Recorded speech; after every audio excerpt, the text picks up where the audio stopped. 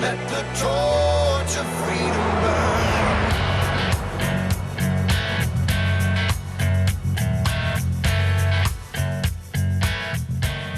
You found your way to the intersection of faith and the culture. This is WallBuilders Live, talking about the hot topics of the day from a biblical, historical, and constitutional perspective. Man, do those words mean something today after the big day yesterday of January 6th. My name is Rick Green. I'm a former Texas legislator and America's Constitution coach, and I'm here with David Barton, America's premier historian and our founder here at WallBuilders.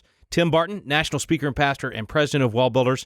All three of us love our nation and love the Constitution, and we are, guys, how do we accurately describe what we're feeling today after being lovers of history as well? Yesterday was a historic day in some good ways and some incredibly bad ways.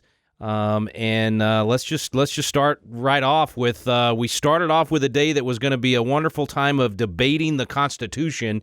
And even if we didn't have the votes to be able to actually discuss how the Constitution should work, which is always a good lesson for the country, and unfortunately, a portion, a very small portion compared to the hundreds of thousands that were there to simply rally for Trump, but a portion of some group of people, whether that's infiltrated by Antifa, we don't know yet, but definitely some Trump supporters, overran the Capitol, guys. Place you've been more than I have, but we've all three been quite a bit. Guys, let me start off by saying anytime we see bad behavior, it bothers us. Yeah. We were very quick all last year to point out that some of these riots and what the news media at times would call even peaceful protests, right? We joked about last year how CNN had a correspondent, a reporter on the ground, and they were reporting on destruction in the city. And CNN's little graphic at the bottom said fiery, but mostly peaceful protests as the buildings were burning down behind them. And of course, people were quick to identify the hypocrisy. We have said all along that there's certain behavior that should not be tolerated. We praised President Trump when he came out and said the people that were tearing down monuments, that were destroying federal property, you were going to face serious jail time for doing that. That was the appropriate response because you should not tolerate bad behavior. And frankly, what we saw yesterday was bad behavior. And Rick, you already alluded to the fact that we don't exactly know who all these people were. Definitely, we know there were some Trump supporters that were in the Capitol building. And it is very suspicious that maybe there were some Antifa members who were leading some of the chaos. Some of the videos that have come out after the fact show an individual trying to break a window there at the Capitol building. And clearly, a MAGA Trump supporter goes over and tries to pull the individual away from the window. Then the Trump supporter gets pulled away and beaten a little bit. It does seem like perhaps there were some Antifa members there. But regardless, it doesn't matter if these were Trump supporters or if they were anarchists or, chaos, Antifa. It doesn't matter. That was bad behavior. Yep. And we will never condone bad behavior. And frankly, it's just bothersome that at a time it should have been significant. It should have been historic. It should have been focused not only on the rally that was happening, but on what was happening in the House and the Senate with things that we haven't seen literally in our lifetimes. And it was quickly derailed because of bad behavior of individuals who were there. And maybe there was some intent behind that. Maybe that was part of the plan, was to derail the process, to stop what was going on. Again, this is a little theory and speculation because we don't have all those details yet. But certainly we are bothered by the bad behavior we saw yesterday. And there's a few perplexing things that I would point out as well. And by the way, let's just say, too, that as Tim, you and I were on TV doing some live TV yesterday, looking at what was happening and giving commentary as things were going along in the House and Senate in the joint session. And there was some joking going forth about, why are you calling out the National Guard in D.C. for Trump supporters? Those aren't the ones you worry about. And the comment we made at the time was, yeah, but I will just about guarantee you that Antifa will show up to try to cause some kind of controversy. It's not going to be the Trump people per se that do it. It'll be Antifa trying to provoke something so that they can capture that on TV and show this violence that happened. And so we'd even talked about that as things were starting off yesterday. But what is perplexing to me is I have probably been in the Capitol of the United States at least 1,000 times. I think 1,000 is a very safe number. And I have never before ever seen anything like I saw with the police not stopping stuff right at the front as it's happening. Now, maybe an Antifa group can break into a post office. And we saw some of those first people going in. You saw hammer and sickles tattooed on them, and several of the people recognized, some of the obvious guys that have been a lot of the Antifa stuff and BLM elsewhere. So there's no question some of it definitely was Antifa, and they had MAGA hats on were going in. And there's no question that a lot of naive kind of lambs followed them in once they got there. And there's also no question there's a video of the Capitol Police actually opening doors, pulling down barricades, and then letting people come in. Now, that is the craziest thing ever. As many times I've been in the Capitol, that is the most secure federal building anywhere in the world as far as I know. I mean, they've got all the House and Senate members in there, and they are so rigorous with what they do with the public and the screening, and they have all these different protocols to keep you from being able to get straight in. You have to turn corners and go in different directions, and so it's perplexing to me to see the ease with which this went in. And one of the tragedies of the day apparently was one of the Trump followers tried to follow him in and was going through a window and got shot. And, bad decision. You don't ever enter a federal building through a window. My gosh. So, who knows who started it? Who knows what happened? A tragic loss of life along the way. But it's still very perplexing to me to see what I saw and to not think, no, wait a minute, somebody told them to stand down somewhere, because there's no way you get into that federal building with the ease with which that group broke into it and not have something serious happen and not have them shut that down instantly with those 300 National Guardsmen that were called up for duty. I mean, that just didn't make sense. Especially knowing that they brought in extra police units, they brought in SWAT. It was estimated there were going to be between 1 and 3 million Trump supporters who were going to rally, and then they were going to march to the Capitol. All of this was known information, and so security would have been heightened. Not only is the president around, you have the vice president, you have the Speaker of the House, you have all these members of Congress. This should have been the most secure building in the entire United States of America yesterday. But, Dad, as you mentioned, there are these videos of police removing barricades and letting people come up to the Capitol. There's testimony of people who were at the Capitol who said the police were letting us into the building. And so it is just very suspicious right now. We don't know exactly what happened. But, again, the bottom line is anytime there is bad behavior, we're going to condemn bad behavior regardless of who does it. If it's a Trump supporter, if it's Antifa or Black Lives Matter, or it doesn't matter. Bad behavior should always be condemned because you shouldn't be doing those kinds of things. That's not the way our nation should function, and certainly not the way that we as a traditional Christian organization want to promote behavior that should be the right kind of behavior. We want to look at the historic, the Constitution, and the biblical perspective. Yeah. And certainly the Bible gives us perspective when it comes to right and wrong, when it comes to good and bad, and that includes behavior. And what we saw yesterday, frankly, just wasn't good behavior. You nailed it, Tim, and that's so much what is important about what we say in this moment with regard to the culture. We've allowed this mindset in America this year. Ever since the mayor of Minneapolis said, stand down, let them, air their grievances, and gave up that police building, and then it led to violence and rioting all over the country. And even good people might have just seen that for the last 7 months and got the wrong idea and thought, well, if they can do it, we can do it. Well, that's not right. That's wrong biblically. That's wrong constitutionally from any perspective of a good society. And we know historically that leads to the worst kind of a society, because then government has to become, heavy-handed in order to stop that kind of thing. So we want to be very, very clear about that today, and certainly being consistent in condemning these things, no matter who it is that's doing it. And I got to say, in watching the speeches last night from all the senators, I sure wish that we had heard the same kind of condemnation on what took place yesterday at the Capitol from a lot of these senators this summer, when it was even worse violence and a lot of murders and a lot of billions of dollars in property damage and all the things that happened, but they just couldn't seem to find their voice to do it then. And I'm talking about Democrats and Republicans. I appreciate the fact that they condemned what happened yesterday, but boy, it sure seemed a little sanctimonious to me whenever they were so silent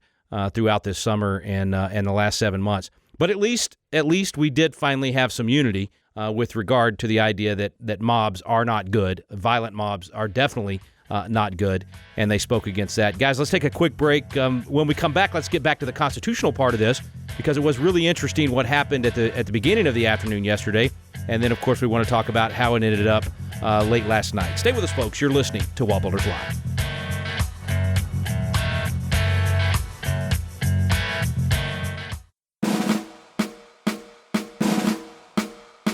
This is Tim Barton from WallBuilders with another moment from American history. The year after the American War for Independence ended, we began addressing the issue of Muslim terrorists in North Africa who were attacking American ships and killing and enslaving American seamen.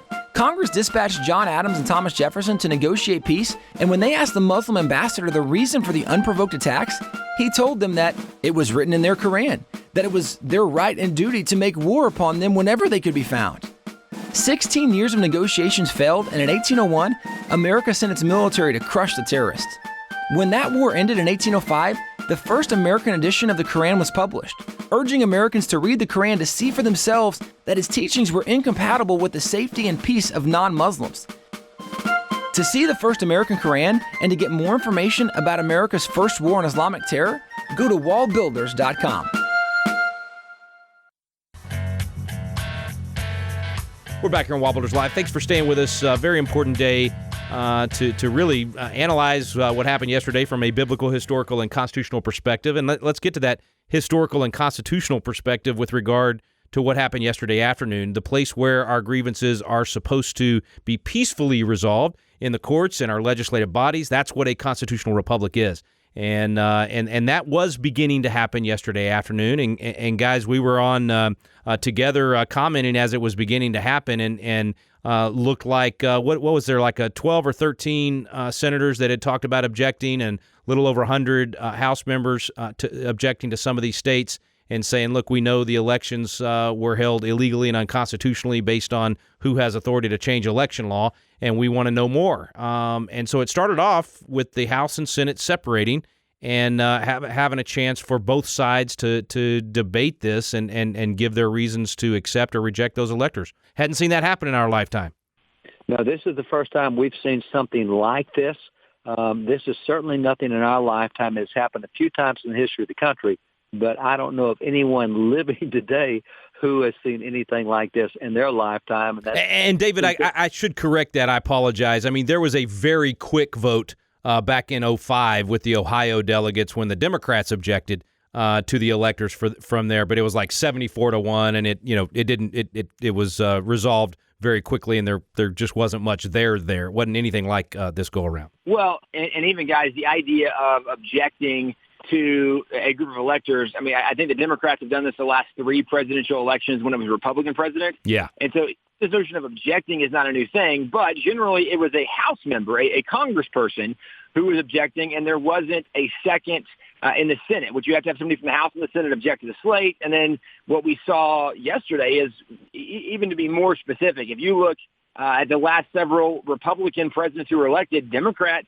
objected to those electoral slates, but usually it was somebody in Congress objecting to it, and there wasn't a senator to affirm with their objection. And what we know based on some of the law and the House rules, the way it's interpreted right now, is that you have to have somebody in the House and the Senate to object to it, and then you divide up into your separate bodies and you can debate it, kind of like what we saw initially happening yesterday before some of this chaos erupted. And all those things happen. And so some of the things that we were hearing yesterday is that people objecting were anti-Constitution and they were trying to provide chaos, et cetera, et cetera. These are some of the levels of hypocrisy that frustrate people, because when you have Democrat congresspeople who have objected to electoral slates in the last 3 Republican presidential elections, and now you're saying that if Republicans object to it, that they're not constitutional and they're pro-chaos, et cetera, et cetera. This is where we did see yesterday levels of hypocrisy that certainly were bothersome for those of us who have paid attention and who try to be consistent in our positions. Nonetheless, what we saw yesterday, even though very historic, there have been attempts at some of those moves for many presidents in our lifetime. It's just nobody has had the Congress and the House and the Senate affirm until yesterday. Well, and Tim, with the exception we already talked about, which was that really quick vote in 2005, which, by the way, Nancy Pelosi said, this really shows how strong our democracy is to even allow for this objection to take place. Didn't hear her say that this time. This is historic in the sense that no one living today has seen what happened yesterday in the sense of that long a time out and where you had Congress debating and you had serious debate. You had a number of senators, a number of reps, and that going back and forth. That's not been part of our lifetime. So it really was historic what happened yesterday. Yeah, and what would have, part of what made it so much more momentous is it was the first time that debate or those objections could have actually changed the outcome of the election, and so in other times it was one state and it wasn't gonna make a difference. Guys, we got to talk about Mike Pence for a minute because there was also a lot of drama over nobody knew exactly how he was going to handle the situation. A lot of advice from different folks, and constitutional scholars disagree on what the role of the vice president is, how much power they have under the 12th Amendment versus the 1887 law, what Congress can do. I mean, all that stuff we've talked about in the past. And so Vice President Pence was in, man, you talk about the hot seat. I mean, this was the toughest position and hot seat that I've seen in politics in my lifetime, and the pressure was enormous. And he released a statement right as they were going in to meet, really laying out his legal argument, basically, based on his research and based on all the advice he had gotten. He chose one of the paths that we've talked about on the program would be, a fair path, which is he's going to make sure that all objections are heard and that there's evidence presented, but he's not going to make the decision all by himself. And as you guys know, I've argued that he could based on history and what some other vice presidents had done, but he chose not to go that route. And some people are really slamming him for that, and even the president too. But I mean, a lot of people are calling him a traitor and all this stuff. Guys, we've known Mike for 25 years. We know he's a good guy, and I just feel like he's getting a raw deal right now. I would not want to be in his shoes. I would not want to have to make the decisions he made. And if I was to step in unilaterally and say, we don't have real evidence of fraud yet. We think it's happened. We're convinced it's happened. We've had legislative hearings where there's good indications it's happened, but we don't have the smoking gun yet. I think we're going to have a smoking gun. We don't have it yet.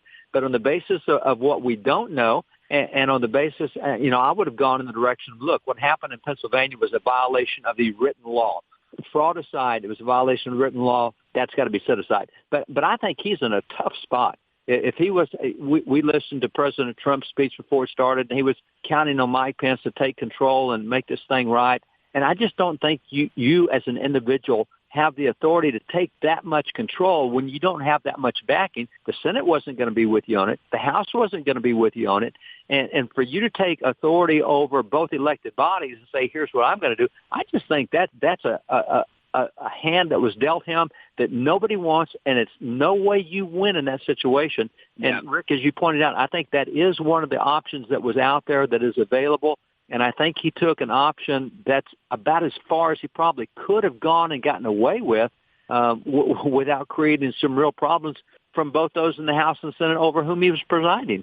And it's ridiculous that people would question his courage or his loyalty, because for the last 4.5 or 5 years, there really hasn't been a more loyal person probably to President Trump than Mike Pence. He stood by his side. That's right. With all the craziness and the arguments and the scandals. And Mike Pence has courageously stood up when a lot of people were backing away from President Trump, and he said, no, I'm not doing it. And so now, because he didn't do exactly what somebody wanted him to do, that, again, I mean, Rick, you've argued you thought constitutionally he could, but we knew there were several options. For him to choose an option that was still presumably very constitutional, because we have not seen yet the smoking gun, although, Dad, you alluded to the fact we think we probably will. We haven't seen it yet, though. So for him to make the decision he made, I don't see that as cowardly or being unfaithful to supporting President Trump. But that is what people are saying, and it's just a really silly position, I think, because that's not at all who Mike Pence is. That's right. That's right. Well, guys, let's take a quick break one more time. When we come back from the break, we'll talk about really what to do with yesterday. What do we do now? It's today, right? And we move on, and clearly the decision has been made, and the electoral votes certified by Congress. So Joe Biden will be president and Kamala Harris vice president. And so what do we do in the next few years as clearly a socialist Marxist agenda is marching our way in America? How do we, as good citizens, fight against that? And what do we do to make sure that we're preparing ourselves to be good biblical citizens in that kind of environment? Stay with us, folks. We'll be right back on WallBuilders Live.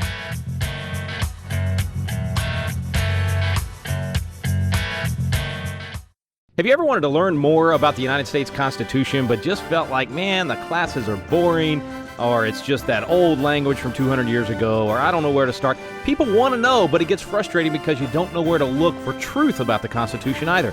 Well, we've got a special program for you available now called Constitution Alive with David Barton and Rick Green. And it's actually a teaching done on the Constitution at Independence Hall in the very room where the Constitution was framed.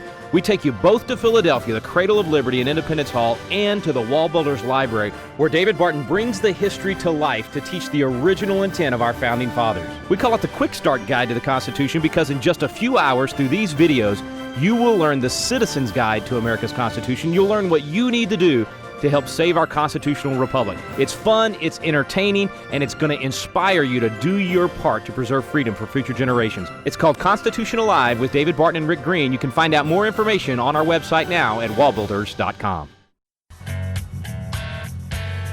We're back here on WallBuilders Live. Thanks for staying with us. Final segment of the day. And guys, I've heard people say, of course, I remember when Obama got elected, everybody said, we'll never survive it. The country's done. It'll be over in just a couple of years. And I just don't think our country can be destroyed by one president. Definitely there'll be damage, no doubt, and bad policies. But we, the people, still have the ability. We had great victories on election night all across the country. And I believe we can do that again in 2022. Not to say we're not going to have some tough days ahead.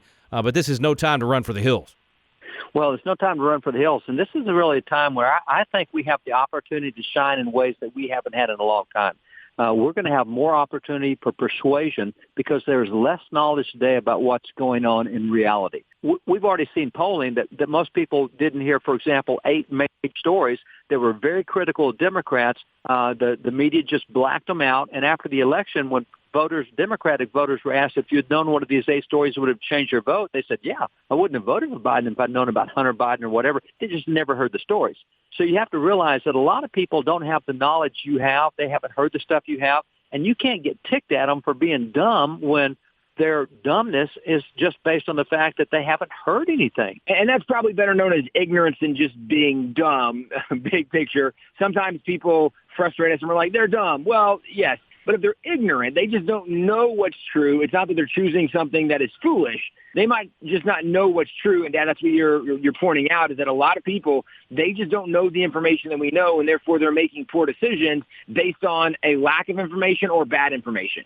And that's it. You have to have patience with them, and you have to be willing to teach them. You have to be willing to create a relationship with them and just kind of feed them information, because they do not have the information. If they had the information you had, they wouldn't have made the decisions they did.